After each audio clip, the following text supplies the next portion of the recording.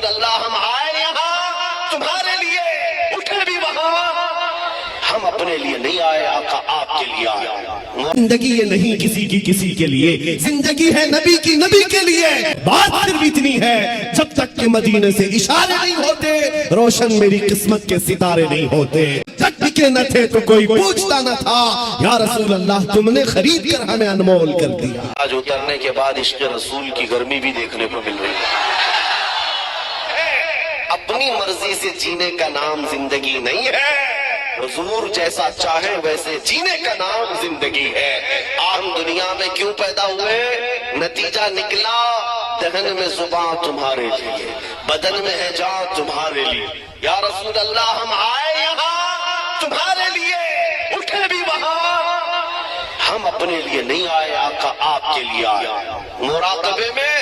جو اس نقطے کو پہنچ گیا، بریلی کا امام پکار کر کہنے لگا مجھے اللہ نے کھیل کے لیے نہیں بنایا، مجھے اللہ نے صرف بازاروں کی زینت کے لیے نہیں بنایا، مجھے اللہ نے زندگی اپنی مرضی سے گزارنے کے لیے نہیں بنایا۔ اور اس اعلیٰ حضرت کے عظیم پوتے تاج الشریعہ نے بھی پکار کر کہا، جب ان کا مراقبہ مکمل ہوا، جب وہ سوچتے رہے میں کیوں پیدا ہوا، میں کیوں دنیا میں آیا، تب پھر تاج الشریعہ نے بھی جواب دیا ہم اس لیے پیدا کیے گئے ہیں، زندگی یہ نہیں کسی کی کسی کے لیے، زندگی ہے نبی کی نبی کے لیے۔ نہ سمجھ مرتے ہیں زندگی کے لیے، جینا مرنا ہے سب کچھ نبی کے لیے۔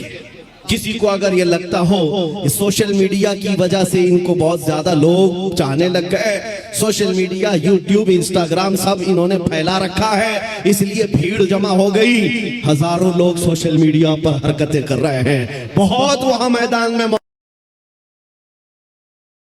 فن کا کمال نہیں ہے۔ آج جہاں جائیں پروانوں کا ہجوم جو میرے سامنے نظر آتا ہے، بات صرف اتنی ہے جب تک کہ مدینے سے اشارے نہیں ہوتے روشن میری قسمت کے ستارے نہیں ہوتے، یہ ناز یہ انداز ہمارے نہیں ہوتے، جھولی میں اگر ٹکڑے تمہارے نہیں ہوتے، جب تک بکے نہ تھے تو کوئی پوچھتا نہ تھا یا رسول اللہ تم نے خرید کر ہمیں انمول کر دیا۔ لوگ اگر یہ پوچھتے ہیں آپ کی جذباتی تقریروں سے ہوتا کیا ہے،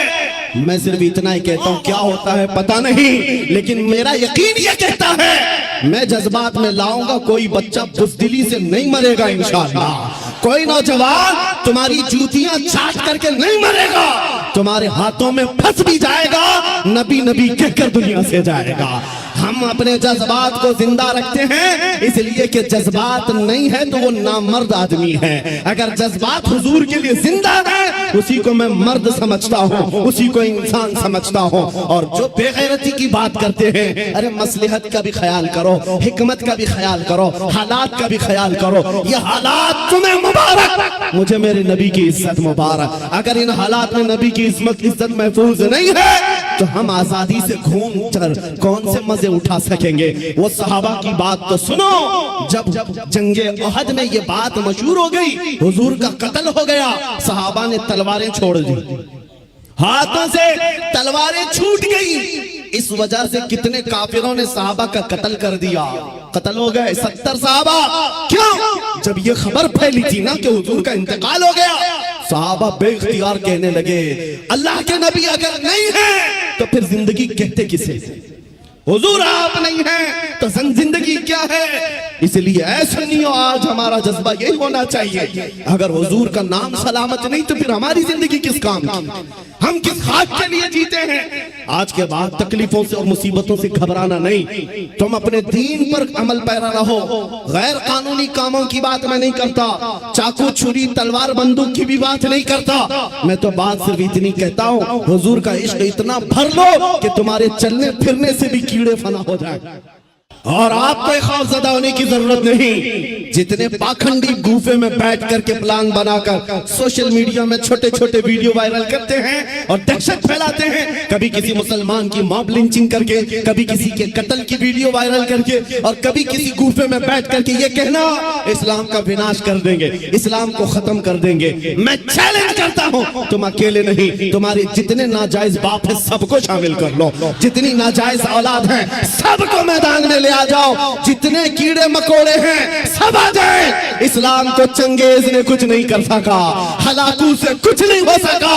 جنہوں نے ہماری کھوپڑیوں سے مینار بنا دیا تھا, جنہوں نے مسلمانوں کے خون سے دریائے دجلہ کو لال کر دیا تھا, اس دور میں اسلام ختم نہیں ہو سکا. تمہاری 5 سال کی نشیڑی حکومت سے کیا ختم ہو سکتا ہے؟ اسلام تیری نفس